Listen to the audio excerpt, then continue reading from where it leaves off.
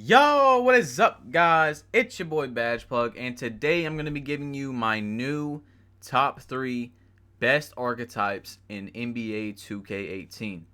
So, with a lot of sitting down and thinking, I've organized what I think is the best builds in the game, and it's not best builds in the game for one certain game, for like just playing 2 versus 2 or 3v3. The way I ranked it is the best builds versus where they're compatible with. So if a build only works on one court, it's not going to be the number one build in the game. All right. So what I have chosen today at number 3 is the Peer Shot Creator. The Peer Shot Creator, once you get to, I think it's 94 overall or 96, something like that, it can speed boost.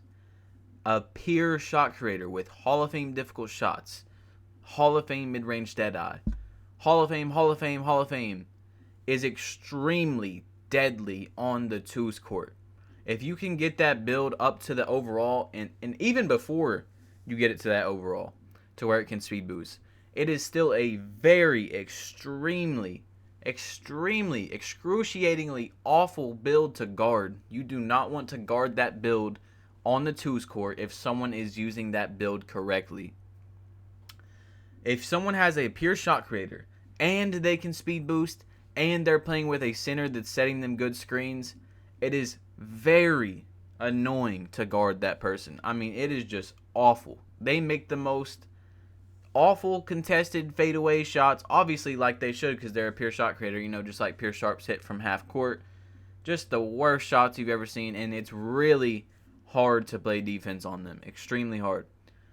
For number 2, I have chosen the Post Shot Creator. The reason why I've chosen the Post Shot Creator, most of you know I have just gassed up and just talked about the inside builds all year. How it is so overpowered, and everybody knows that in NBA 2K18, the worst defense in the game is under the rim. The in the paint defense has been awful this year. It is so bad. You rely basically off animations. The person who is on offense under the rim has so much more of an advantage as someone that is defending under the rim. Now, it's not only the offensive animations that make in the paint defense bad. It's just how you are put under, it's just how the defense is played under the rim. Then it's just like you're not rewarded for playing good defense, because when you're in the paint and say you play amazing defense, the better defense you play, most of the time, it's going to put you in a worse animation to where you can get the rebound. So what I'm saying is, when you really are on somebody, when they throw up a smothered layup, your guy is really on the person that's on offense. And then that person just spams Y and gets the rebound. The post shot creating center has the best badges in the game, the best mix of both worlds of badges that you can possibly have for in the paint defense. Because not only can you be a post scorer, which is the most cheesy out there, the post scorer, the drop steps and the post fades and all that, you also are a shot creator. So you can do you have good speed. You have like an 85 mid-range somewhere in there. Then you boost your jump shot. You got hot spots. You're basically a very good mid-range shooter. I mean, it's just the best of both worlds. If you guys have seen post shot creators out there, my boy Ali has the best post shot creator. His record's like 5,150 or something. Y'all know I played with him a bunch of times. He's got the post shot creator. My boy Six God has the post shot creator. Basically, every extremely good person that has played a lot of games and has been like, all right, look, I need to make the best build possible for the 1v1 court, has made a post shot creator. Not only is the post shot creator a dominant force on the 1v1 court, probably the best build possible for the 1v1 court, it is also extremely dominant on the twos court. Because if you run an outside center and you run a stretch, It is literally one-on-one ISO, and all the stretch has to do is sit at the three-point line, and then all the inside has to do is ISO. And as soon as somebody picks up, you just pass out to the stretch, easy three-pointer. Now, the post shot creator is not that good for the threes court. Obviously, on the threes court, you're wanting to hit threes.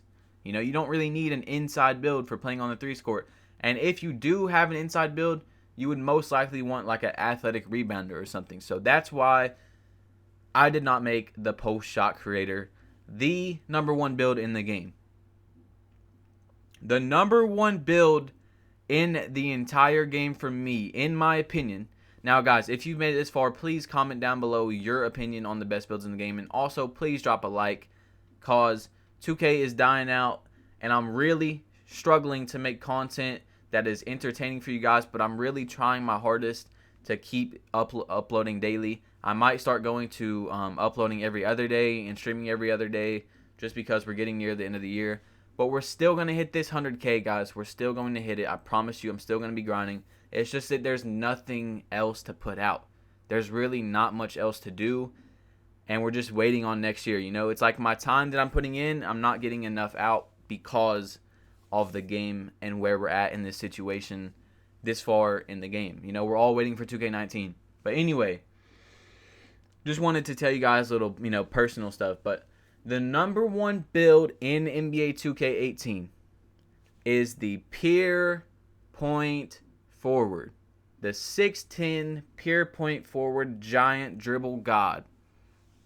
Now, this build is not the best build in the game if you can't use it right. The post scoring shot creator is going to work better for you if you are not as skilled. But if you are at the top elite skill set, one of the best players in the game, you know, you can do all your dribble moves, and you know how to shoot, and you know when to do this, and you're at that elite level, the pure point forward is the best build in the game. I played a 6'10 pure point forward on the 1v1 court the other day, and I was on my 6'6 shot creator, and it's literally like a center is guarding you. They're huge. They are absolutely gigantic. They're basically centers. And then at the same time, they can do everything. They can speed boost. They're big enough to play defense in the paint. Well, you know, you can't really play you can't perfectly play defense in the paint on any build. But if you're good enough on defense, you can most likely get the same amount of stops as a center can down low. And the pure point forward is just so good. Not only can the build dominate on the 1v1 court, it can dominate on the 2v2 court. On the threes court, you can still get ankle breakers, you can get screens, and then you can shoot threes. But I've seen a lot of pure point forwards like Bandit. They don't need ankle breakers, they don't need screens. They can literally shoot threes and green them just like any other player in the game can. And on top of that, you have ankle breakers, which an ankle breaker boosts your shot and all your stuff, you know, right after you shoot. Right after you get an ankle breaker and you shoot, the chances of you hitting that shot are a lot more than without it. Then you have pick and roll maestro. Everything is perfect. Even Pro-Am. Every single like elite person that I've seen uses basically a pure point forward in Pro-Am, and it's unstoppable. You cannot guard that player. You can't guard a pure point forward if they are using it right because of how broken this game is. There's some ways that you can defend them, like the guy that I was playing on the 1v1 court. He beat me, but he really wasn't that good. He really was not that good. It's just that his build was so much better than mine. It was almost impossible to guard him. It was literally just, you know, the build beat my build. And that's basically how this year has gone. It's build beating the build, not skill beating skill. You know, sometimes skill is beating skill, but a lot of times this year it's build and build beating build and build, not skill versus skill. Do you guys understand what I'm saying? Please drop a like if you made it this far in the video. It's your boy BadgePlug. You have been plugged in, man. Thank you guys so much for watching. I'm out. Peace.